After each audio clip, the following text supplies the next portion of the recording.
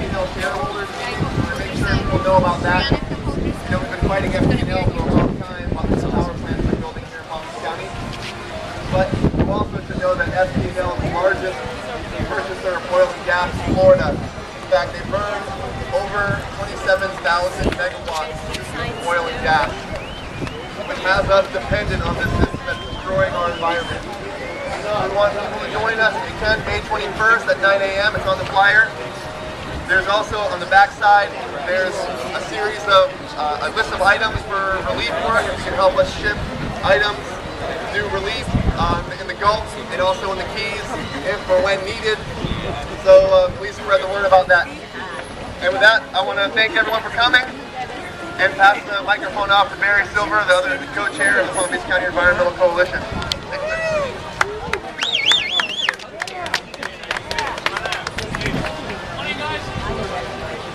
Good to see everybody. Thanks a lot to Panayoti for all his efforts and for a lot of activists who are helping to put this together. The oil slick that we have out in the Gulf is largely the result of slick politicians. These politicians have taken an awful lot of money from the oil and gas industry, and then the agencies that are supposed to be watchdogs have now become lapdogs. If there's any politicians here, or anybody running for office, who wants to make a solid commitment, they will fight to protect our environment. I'd like to hear from them now. I know of one. His name is Eduardo Tativa. He took the time to be here with us. We're going to listen to what he has to say. This microphone is open to all of Palm Beach County. If there's any politicians who care about what's going on here, please come forward. We have another person in office, Suzanne, who's going to be speaking to us from Lake Worth. I'll turn it over to Ed, and then we'll hear from Suzanne. He's going to press it.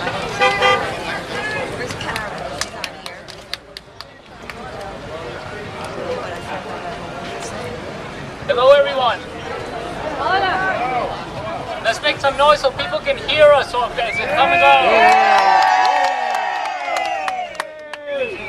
After what's been considered probably the worst oil spill in history, in American history, Ken Salazar, the Interior Secretary, has given permission for 27 new offshore drilling sites in the Gulf of Mexico. Two of them belonging to BP. Oh my. Exactly, this is failed leadership. We can no longer afford this. I am Ed Tativa. I'm running for Congressional 16th District here in Florida. I'm all about the future. As a matter of fact, these are two of my students. Give it up for them. What will be joining us? We have our youth here, and this is what we do. We have to lead by example as to what our future leaders can do for us. Please support us all now, and thank you everyone for coming out here today.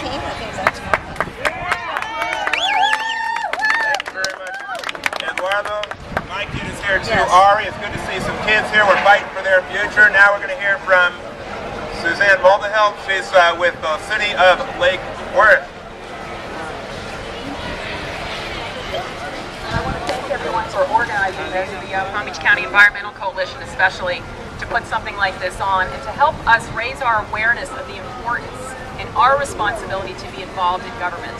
And we did, for those of you that recall, back in February, an event called Hands Across the Sand. We had several hundred people line this beach wearing black shirts to show and to demonstrate that we did not want to expand the oil drilling. This city, as far as I know, was one of the only ones in Florida that passed a resolution against additional oil drilling. Sorry. Yeah! And that is important. It's important because now that we've had this oil spill, we are, tourism, the environment, this is what we live here for, is to enjoy this. And this is what can be destroyed because of what's going on in government.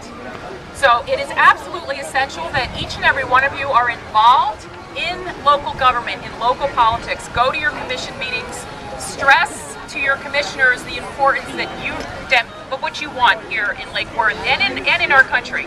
And this isn't just happening here with oil. This is happening in every area of government, and that includes food.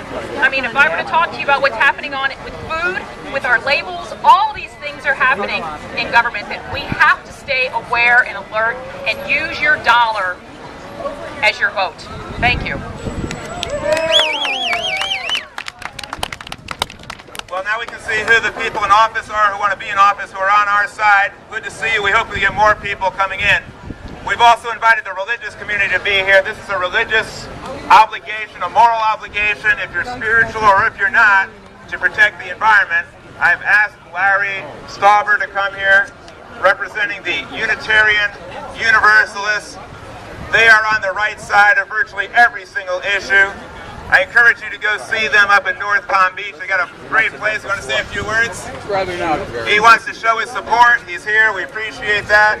We have Ed Titchener here from Reef Rescue. If there's ever anyone who's qualified to speak on this issue, it's him. He's out there all the time, diving underneath the ocean, protecting what we often don't see, but he's keeping his eye on it.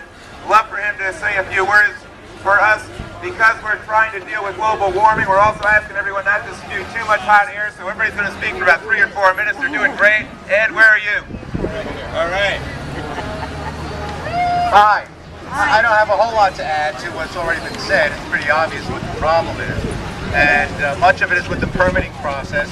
These permits are rubber stamped. There's no control, there's no enforcement. And the same thing happens with beach renourishment projects and the sewage outflow in Palm Beach County. The whole system is corrupt. But I can tell you a little something about the coral reefs right now. The dispersant that they're spraying in the water is causing half of that oil not to come to the surface, and nobody knows where it's going. It's under the surface, and if you look at the latest projections, it's being caught up in the loop current today. And so it may be on its way, it may be on its way already here. We don't know what form it's going to arrive in. It's probably going to be below the surface, and it may wind up on these coral reefs because of all the dispersant they're putting in it. The dispersant is basically hiding half of the oil from the public. You're not going to get the oil on the beaches, which scares people. So you put dispersant in it, and it's below the surface. But there's twice as much oil out there as they're letting you know. Thanks, Ed. Yay!